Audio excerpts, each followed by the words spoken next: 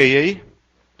Então hoje, dia 5 de janeiro de 2014, e nós estamos tendo como base o Pocketbook, né? O pequeno livreto do Scofield. Não sei se todos os irmãos conhecem. É um que tem uma capa assim, que é a cor favorita do Carlos Augusto, rosa. Ele gosta de rosa, ele usa caneta rosa, tem rosa na camisa. É uma cor bonita. As rosas. E nesse pequeno livreto, a quinta lição, que é a lição que nós estamos nela, é uma lição que tem como título Os 5 Juízos. Por que que tem esse título, Os 5 Juízos? Porque quando você folheia as Escrituras, né, quando você varre as Escrituras, você percebe que existe 5 juízos, ou 5 julgamentos que são apresentados. O primeiro e principal juízo ou julgamento, dentre os 5 que são apresentados nas Escrituras, é o julgamento dos pecados da humanidade na pessoa do Cordeiro, na pessoa de Jesus Cristo. Assunto esse que nós já vimos o ano passado, né? Há 2 ou 3 semanas atrás. Em Cristo, todos os pecados da humanidade foram julgados. Nós até citamos aqui a fala de João Batista, apresentando Jesus Cristo para os antes seus discípulos, que passaram a ser discípulos do Senhor, dizendo: eis o Cordeiro de Deus que tira o pecado do mundo. E esse sacrifício completo, teleio, né, a palavra teleio, completo, perfeito, inteiro, no qual não se falta nada, ao qual nada se acrescenta e do qual nada se tira, completo, absolutamente completo, uma provisão completa para todos os aspectos da carência humana, ele é suficiente para todos, mas se torna efetivo para aqueles que dele se apropriam. É como você tem um cheque. Você tem um cheque de R$5.000 ao portador, assinado, tem fundo no caixa, mas se você quiser usá-lo como marcador de Bíblia, não tem problema nenhum. Ou seja, aquilo em potencial são R$5.000, mas só se torna efetivo na sua carteira se você for lá ao caixa e trocá-lo.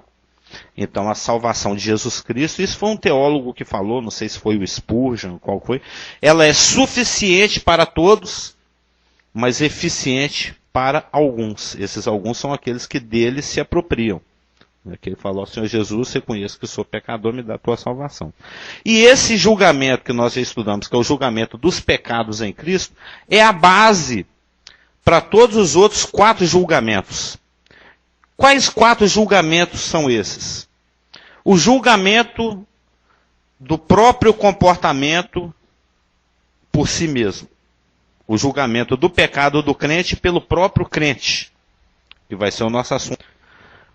O outro julgamento que é apresentado nas Escrituras é o julgamento das obras do crente, das obras do believer, das obras do nascido de novo, das obras daquele que faz parte da presente dispensação, que começou lá no dia de Pentecostes, 50 dias depois da morte de Jesus Cristo, por isso que é Penta e Costes, né? 50 dias depois, e que vai terminar no momento do arrebatamento. Todos aqueles que se apropriam da obra salvífica, da obra completa de Jesus Cristo, esse dia que foi o dia de Pentecostes, até o momento do arrebatamento, e portanto faz parte da igreja, vai ter um dia em que ele vai ter as suas obras analisadas. Isso vai ser assunto da semana que vem. Vai ter as suas obras analisadas. O Senhor vai ficar num lugar assim, que é como se fosse isso aqui, ó. Um palmo acima do chão. E esse julgamento vai acontecer após o arrebatamento e antes que a tribulação termine. Vai ser durante aquele período de 7 anos. Eu até penso que é durante os 3 primeiros anos e meio. quando a terra ainda está em paz aqui embaixo, a falsa paz do anticristo. Ou seja, vai ser um momento lá nos ares em que os santos da igreja, os santos da presente dispensação, vão ter as suas obras criticadas, no sentido grego mesmo que nós vamos ver. Vai passar por um crivo, por uma análise, para ver se ela é proveitosa para a eternidade ou não. Esse é o terceiro julgamento. Então nós temos o julgamento dos pecados da humanidade na pessoa de Cristo, que aconteceu lá no Gólgota, lá na cruz. Nós temos o julgamento dos pecados do crente pelo próprio crente, que pode acontecer em qualquer momento, em qualquer lugar, por qualquer um dos santos. É o nosso assunto de hoje. Nós temos esse terceiro julgamento, que é o julgamento das obras do crente, que vai acontecer nos ares depois do arrebatamento. Nós temos um outro julgamento que vai acontecer no final da tribulação, quando Cristo voltar, que é o julgamento dos sobreviventes da tribulação. Quando a tribulação terminar, o planeta vai estar em farrapos, vai estar tudo arrebentado, e mesmo assim vai sobrar gente, vão sobrar judeus e vão sobrar gentios. Vão sobrar judeus que fazem parte do remanescente fiel, que seguraram a onda e perseveraram até o fim, de acordo com Mateus 24:15, e que vão chegar inteiros, com alguns arranhões, algumas queimaduras, mas vão chegar inteiros ao final da tribulação. Judeus crentes. Também vão sobreviver judeus descrentes. Judeus que são aqueles muitos que vão fazer o pacto com o anticristo. Eles também vão chegar ao final da tribulação. Vão chegar também gentios salvos. Gentios que demonstraram a sua fé no Messias anunciado durante a tribulação, sendo solidários com os judeus perseguidos. E gentios não salvos. Ou seja, ao final da tribulação, a igreja não está aqui, vão sobrar judeus e gentios. Judeus salvos, judeus não salvos, gentios não salvos. E esse julgamento é exatamente para passar uma peneira. Porque ao final da tribulação, quando Cristo chega dos céus e envia os seus anjos para recolherem os restos dos cantos da terra, e eles são reunidos no vale de Josafá, nós vamos ver isso daqui 2 semanas. Ele reúne todos os sobreviventes, de acordo com Mateus, de acordo com Ezequiel 34, ele separa as ovelhas gordas, magras. Ele separa o remanescente judaico, que sobreviveu à tribulação, daqueles que não são justos, daqueles que se aliaram ao anticristo. E também, paralelamente a Ezequiel 34, Mateus 25 fala que ele vai separar também os gentios justos dos gentios aliados ao anticristo. Judeus e gentios que se aliaram ao anticristo são lançados no lago que há de... Não, ainda não é no lago que há de... São lançados no Hades Sheol, para 1000 anos depois serem julgados no trono branco e serem lançados no lago de fogo. E o remanescente judaico tribulacional fiel e o fiel, o gentio justo, aquele que socorreu o judeu perseguido durante a tribulação, esses entram no milênio, que vai ser inaugurado. Então nós já temos aqui 4 juízos ou julgamentos. O julgamento dos... Sim, senhora. Repete por quê?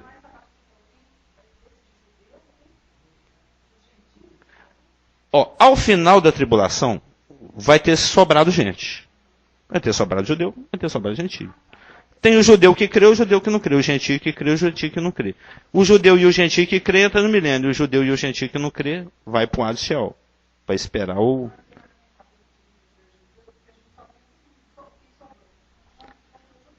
É quem sobrou, quem está vivo. Porque nesse 4º julgamento, que é ao final da tribulação, só vivos é que são julgados. Essa é a confusão que eu já falei que acontece na cristandade. Tem o julgamento dos pecados, tem o julgamento do crente pelo próprio crente, tem o julgamento das obras do crente nos ares após o arrebatamento. Ao final da tribulação existem os vivos que vão ser separados, julgados, para saber quem entra e quem não entra. E um 5º e último julgamento que é apresentado nas Escrituras é o julgamento do grande trono branco, que nós já estudamos lá no Baer Melinda, por ocasião do estudo do Apocalipse, que nós vamos repetir aqui. esse último julgamento que acontece depois do milênio, quando céus e terra passam, é um julgamento de mortos. É um julgamento para o qual vai haver uma ressurreição. Já o julgamento dos sobreviventes da tribulação é um julgamento de vivos. São os que sobrevivem na tribulação e que os anjos vão lá e buscam. Isso está lá em Mateus 25. Vai ser nosso assunto daqui umas 2 semanas. Então, o nosso assunto de hoje é um assunto que se encontra, os irmãos podem, por favor, abrir, em 1 Coríntios 11, 31 e 32. Primeiros 11. Eu sempre gosto de fazer um repassant, que é bom, né? A gente situar-se. Ainda mais que a gente não está no estudo aqui como igreja, desde o ano passado. A gente não se reúne para estudar a palavra. Em 1 Coríntios, capítulo 11, versos 31 e 32, diz o seguinte.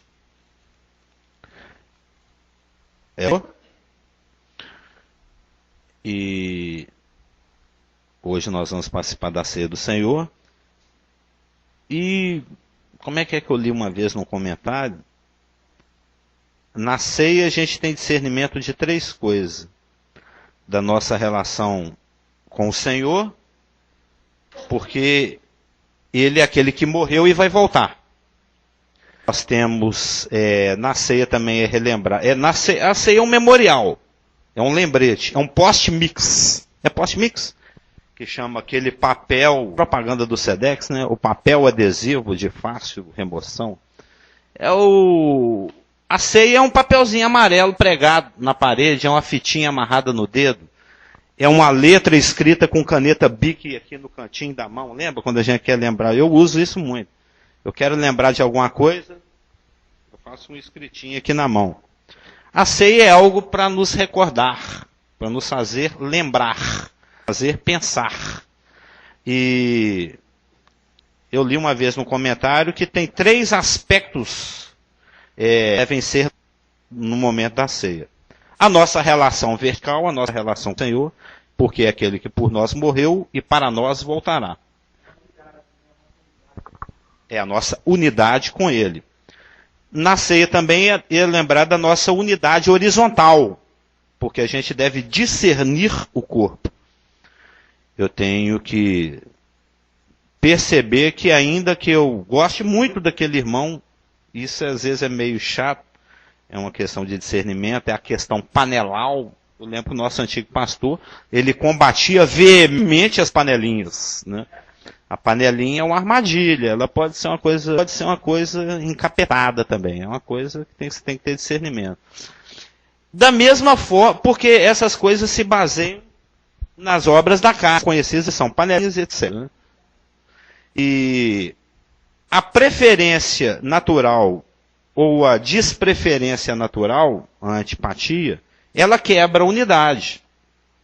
A unidade é uma coisa vital, é uma coisa assim sanguínea, é uma coisa de vida, é uma coisa fazer parte do corpo de Cristo, ainda que eu ache a Elaine muito chata, um exemplo, né?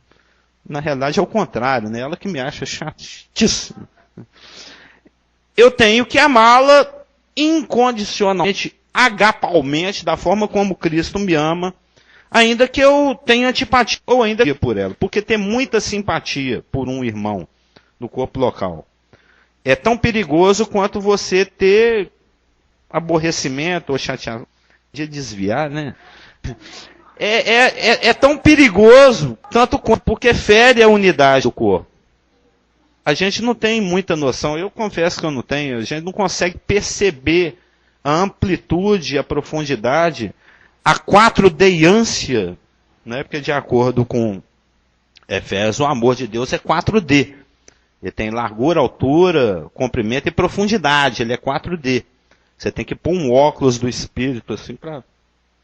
Já viu a imagem 3D no computador? É só você ficar com a oi que você vê a 3Dzância.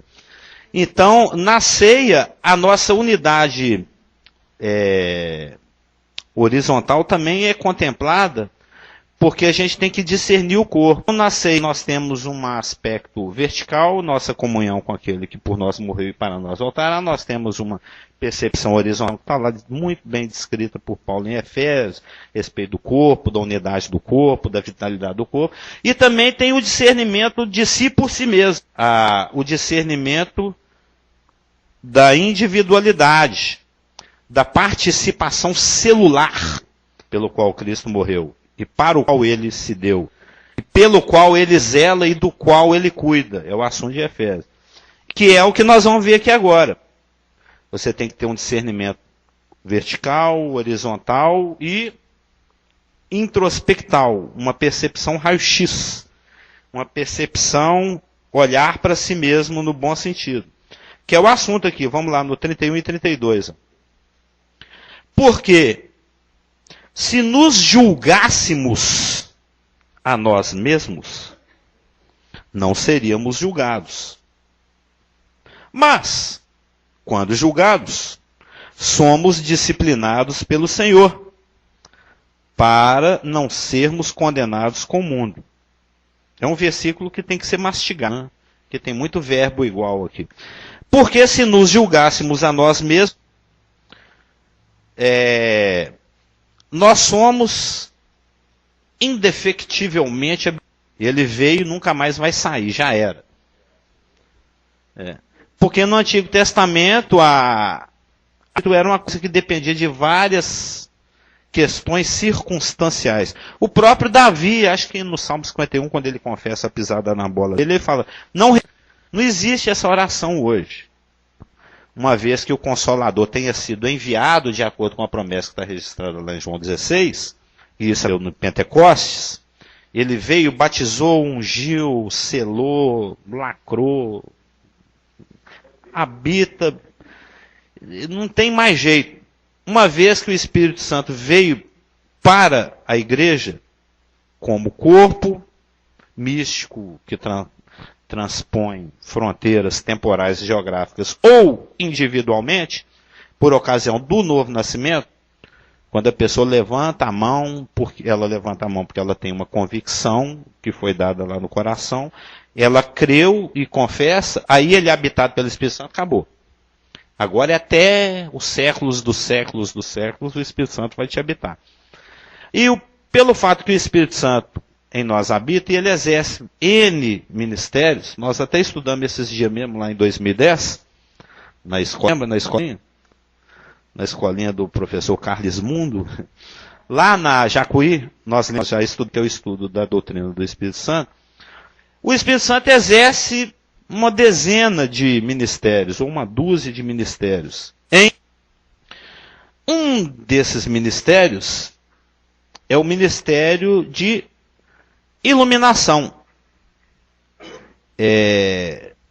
Nós somos a luz do mundo, fazendo uma apropriação da promessa que é feita por remanescente judaico-tribulacional que está em Mateus 5, mas que também corresponde ao que tem em Filipenses, então a gente pode falar do mundo, mas nós não brilhamos de moto próprio, nós não brilhamos uma luz própria, nós brilhamos uma luz que procede. Essa luminescência, ela é concedida pela presença do Espírito Santo. Mas, se a lente da câmera tiver com uma bolinha de cuspe, a foto não fica muito boa. Normalmente é sempre bom limpar a lente da câmera antes de você fazer uma foto, não é? Porque senão pode ser que um perdigoto esteja repousando sobre a mesma e sua foto vai ficar meio embaçada. Vamos fazer isso como ilustração. O Senhor tem um ministério de iluminância para ser executado através de nós. O Senhor tem um dos propósitos, tem inúmeros, que o Senhor tem para a vida do crente, é que ele seja luz, que ele seja referência, que ele dê testemunho. Aí você pode usar a linguagem que você quiser. Porém, a questão do pecado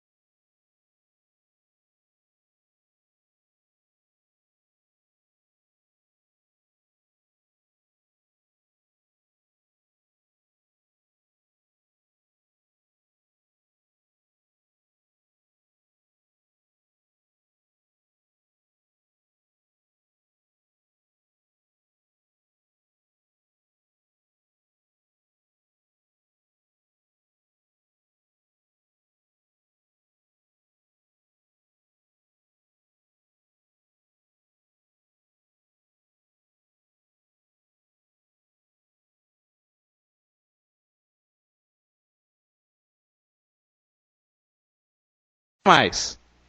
Tá, agora eu não anotei o texto. Ele falou do seu pecado, eu não lembro mais não. Isso também faz parte do samba do pastor Geraldo, né? Foi jogar no mar do esquecimento. O passado já era. E ele deleta mesmo.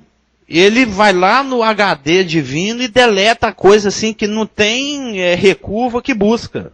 Não existe programa de recuperação que recupera essa lembrança. É absolutamente zerada. Bom dia. Tem algum tempo que eu não vejo essa irmã, viu? E uma vez confessado, isso é absolutamente esquecido, deletado da memória de Deus. Se você fala assim, oh Deus, aquele pecado, que pecado? Não tem registro disso aqui não. Ou seja, você se julgou, confessou, concordou, abandonou o Espírito Santo. O HD de Deus sofre um delete e nunca mais se toca naquele assunto. Mas, se acontecer do Espírito Santo te dar um toque a respeito de um assunto específico, de um ponto específico do seu cotidiano, do seu dia a dia, e você, por algum motivo, finge que não é com você, o guarda apita, você continua com o celular do mesmo jeito na orelha. Tem guarda que é bacana, tem guarda que já chega dando a canetada.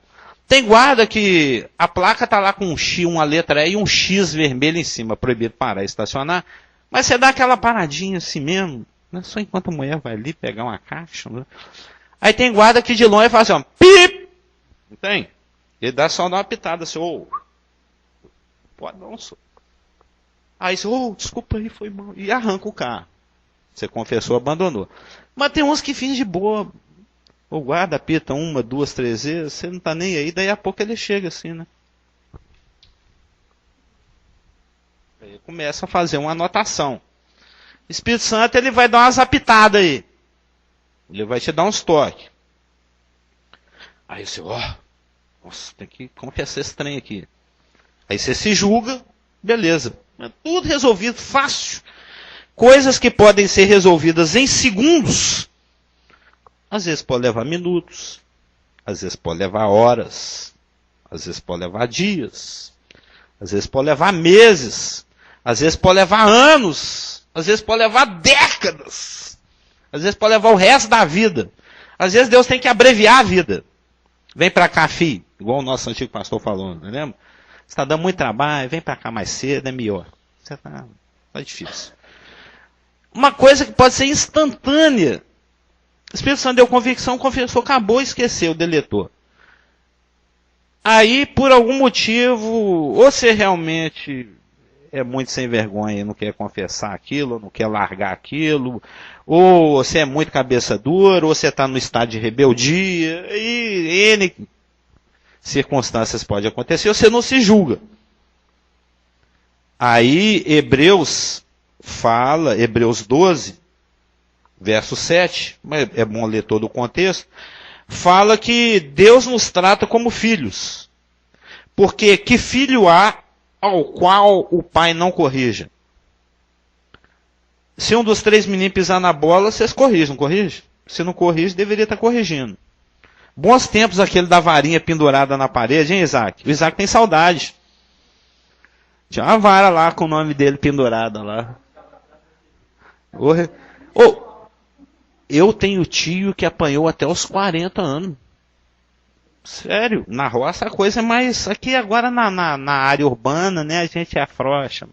Tem internet, tem outdoor, é tudo avacalhado. Mas na roça, minha avó, meu avô batia nos filhos. Casado com filho, apanhava.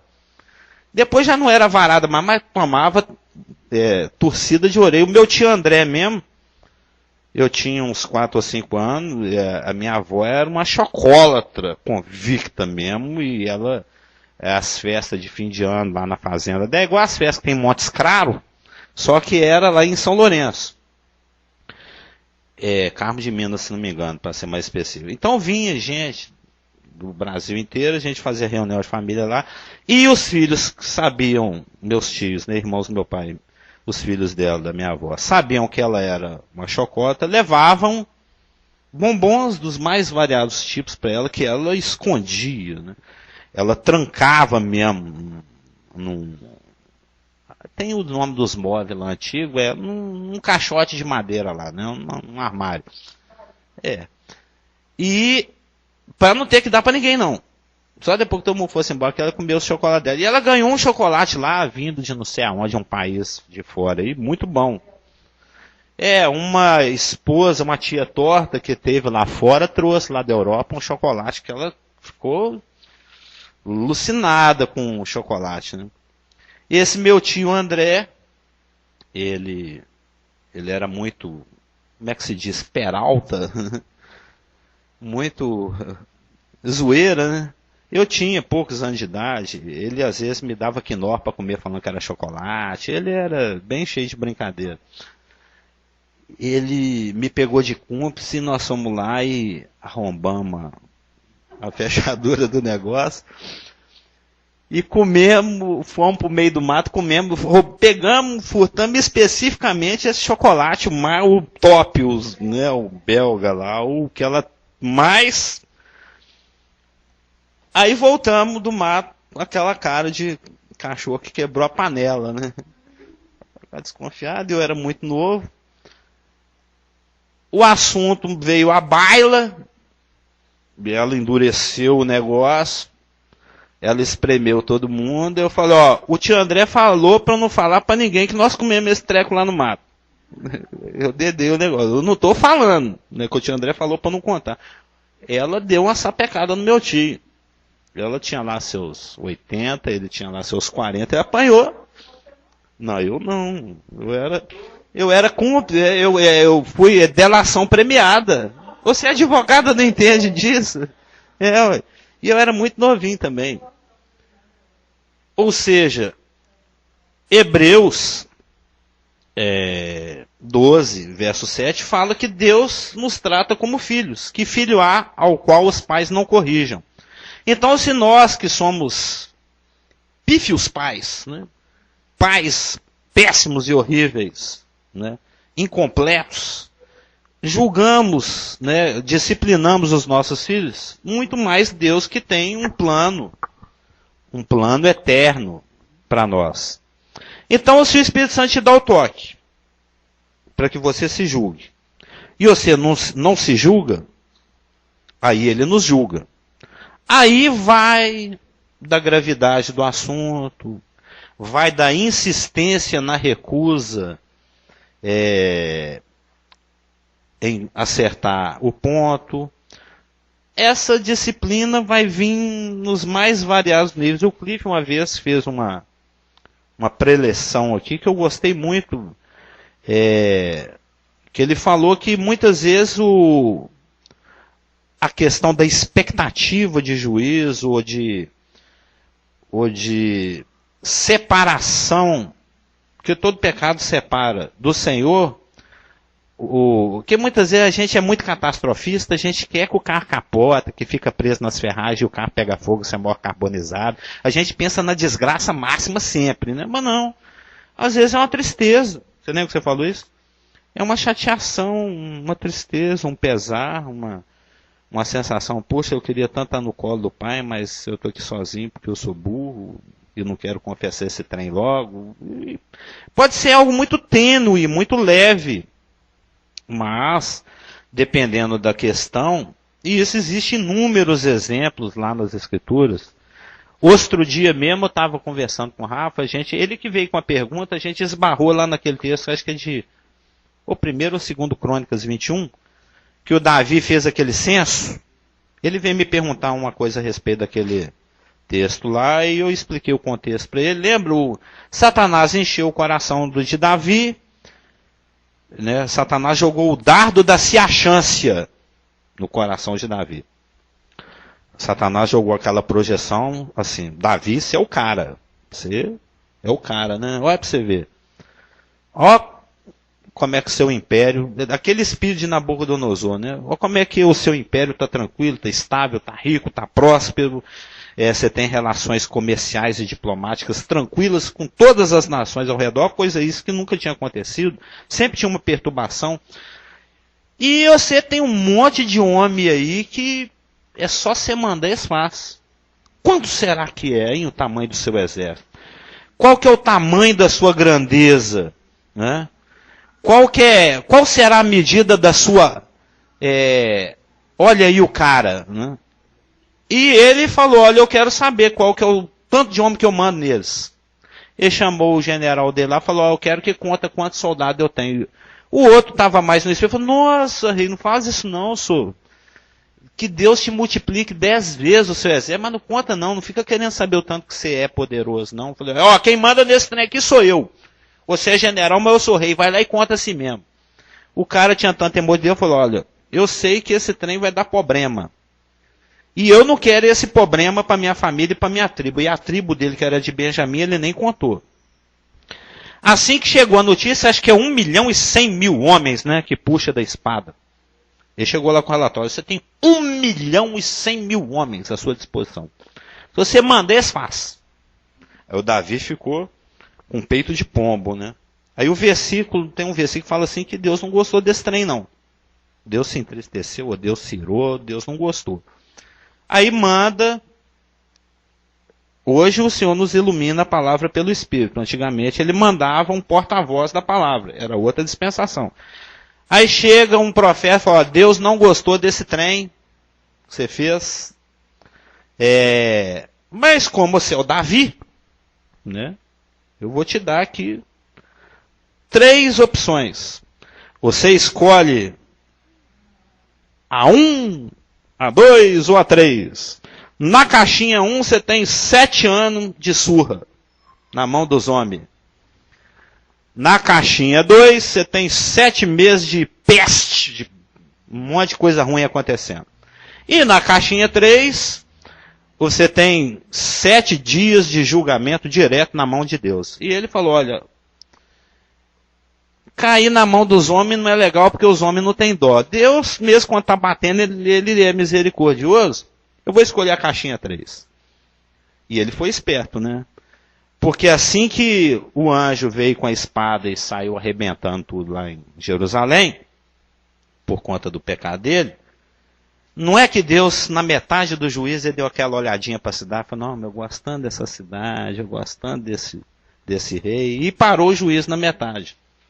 Está lá, em 1º ou 2º Crônicas 21? 1º Crônicas 21. Ou seja, eu estou falando isso para citar que tem vários exemplos. Teve o exemplo lá da Betsaba, lá, o Betsabé, a mulher que ele tomou do general dele, Urias. Teve juízo, teve julgamento. No caso, ele perdeu um filho, o próprio filho do adultério dele. Então, existem graus de disciplina.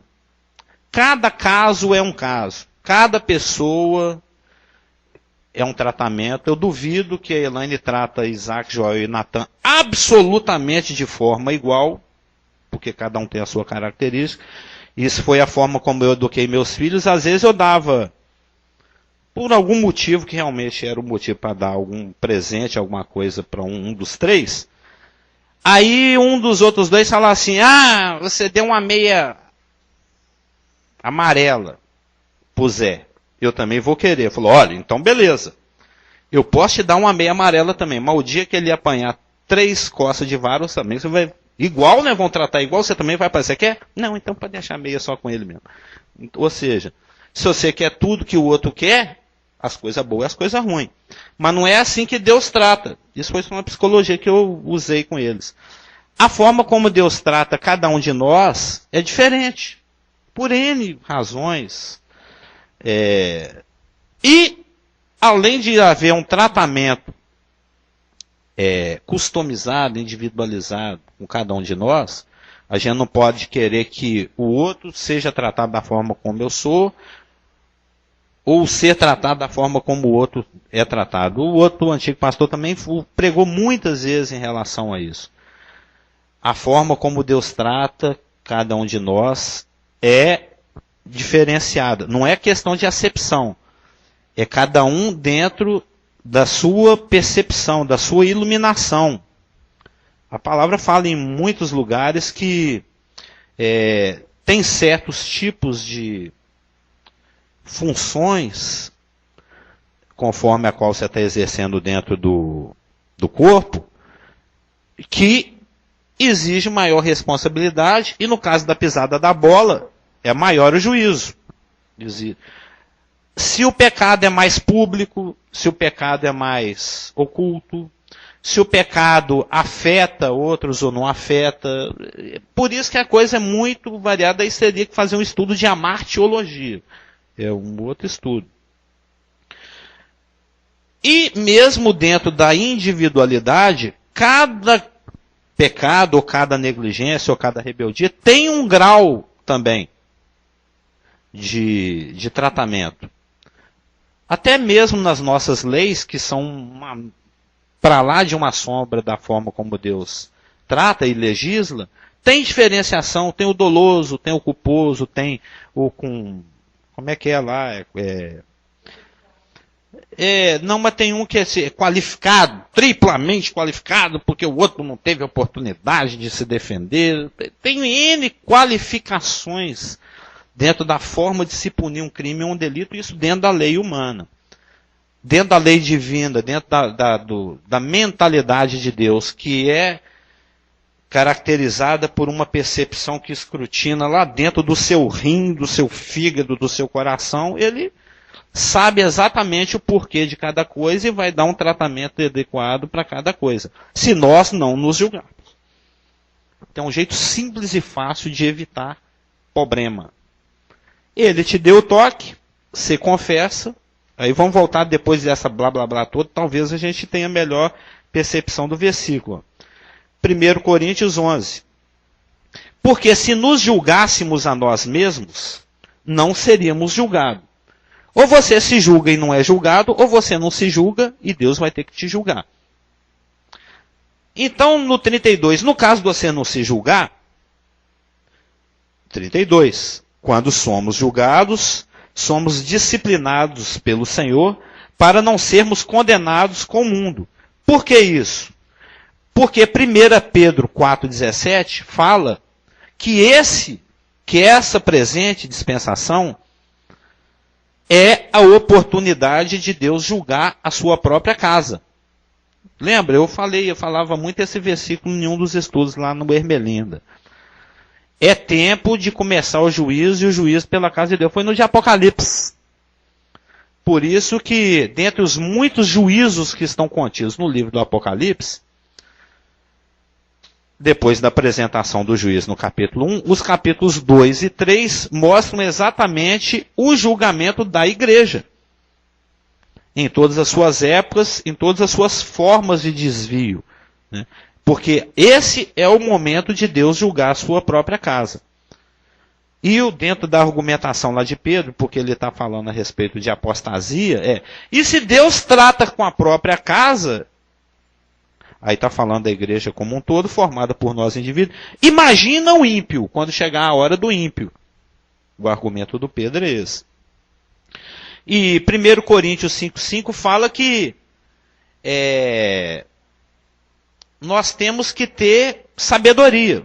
É um contexto muito complexo, muito amplo, o contexto de 1 Coríntios 5. É um contexto onde Paulo exorta, adverte a igreja de Corinto pelo fato dela estar levando, de irmãos estarem levando irmãos a tribunais humanos para resolver questões. Um irmão, um coríntio lá, tinha uma pendência com outro coríntio.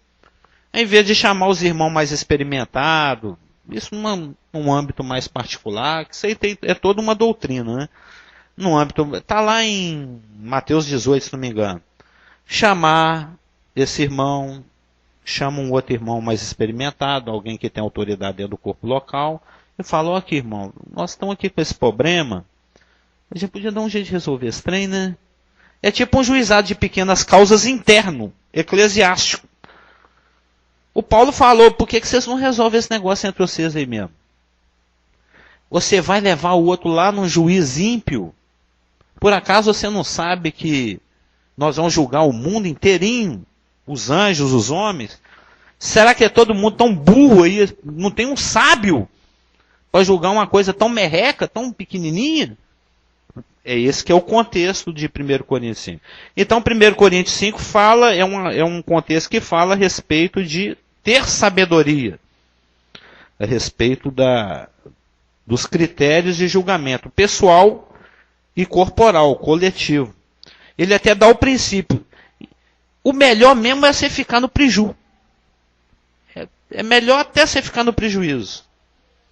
Para a coisa não complicar, para não trazer problema de testemunho interno e externo, assume, sofre o dano, assume o problema. E como é que nós nos julgamos a nós mesmos? É um texto celebérrimo, conhecido, fantástico, deveria ser praticado cotidianamente, instante a instante, que se encontra em 1 João 1:5 a 2:6, seria o contexto. Se nos julgássemos a nós mesmos, não seríamos julgados pelo Senhor para não sermos condenados com o mundo. Como é que nós nos julgamos a nós mesmos? Se confessar. Famoso, 1 João 1:9. Se confessarmos os nossos pecados, Ele é fiel à sua própria palavra, né? Ele é fiel e justo para nos perdoar os pecados e nos purificar de toda injustiça. Se confessarmos os nossos pecados. Acho que eu já falei isso algumas dezenas de vezes, com algumas dezenas de irmãos, algumas dezenas de vezes também com o Rafa, algumas dezenas de vezes na escola dominical, mas sempre bom repetir. A palavra confessar aqui, com Augusto, eu já falei umas 58 vezes esse assunto. Não já? A palavra confessar aqui é uma palavra grega formada por duas outras palavras gregas. É uma palavra grega homologel, que é formada pela palavra homo, igual, e logel, logos. Uma palavra muito conhecida. Logos é uma palavra ampla. É uma palavra que pode significar palavra, que pode significar discurso, que pode significar tratado, que pode significar estudo, e também, no caso aqui, que pode significar opinião, ponto de vista. Então, se homologearmos, ou como o português tem muito do grego, tem uma palavra em português que corresponde a essa palavra grega, que é muito usado nos tribunais pelos advogados. A Elaine deve usar muito esse verbo, homologar. Traduzindo, homologar seria concordar, não é isso? Você homologa comigo que homologar é concordar? É confirmar por concordância. Ah, eu não concordo com isso não, mas eu concordo. Não, eu vou aceitar, mas eu não concordo. É você aceitar porque você concorda. Se homologarmos, tivermos um logo que seja homo com H, não aquele de lavar roupa, né? Homo igual. Se nós tivermos a mesma opinião que Deus tem a respeito desse assunto, a nossa opinião, o nosso logos tem que ser homo ao de Deus, igual ao de Deus. Que não adianta você fazer uma coisa da boca para fora, porque o oi dele vê lá dentro do seu fígado, do seu pâncreas, do seu rins e do seu coração. Ele sabe se você está sendo sincero ou não. Não pode ser uma coisa judaica, externa, né, religiosa. Tem que ser algo luz. Depois os irmãos leiam o contexto. 1 João 1:5 até o 2:6. Forma o contexto. É colocar na luz. É você ser sincero. Eilícrines, a palavra sinceridade. Está lá no Palavras Griegas del Novo Testamento do Barclay, lembra? Não sei se você leu aquele livro todo, ele é muito bom. A gente tem que ser transparente com Deus, tem que ser eilícrines, tem que ser sincero. Aí você fala, olha Espírito Santo, você acabou de me dar esse toque, eu concordo com você que isso é algo que me separa da comunhão. Ou seja, que isso é pecado. Portanto, eu aceito o seu julgamento em cima disso, aceito a sua análise a respeito disso, faço uso do sangue de Jesus Cristo que foi derramado na cruz a meu favor, porque dentro do contexto aqui, ó, não pequei. Se todavia alguém pecar, temos um advogado, Jesus Cristo justo, 1 João 2, 1 e 2, e ele é a propiciação a favor disso que eu pisei na bola. Então é simples, como diz a Cida, é simples assim? É simples assim. Pisei, confessei, concordei com Deus, apropriei da provisão do sangue, abandonei, sambei com o pastor. Dei a volta por cima e avanço. Amém? Vamos encerrar? Daqui a pouquinho você faz.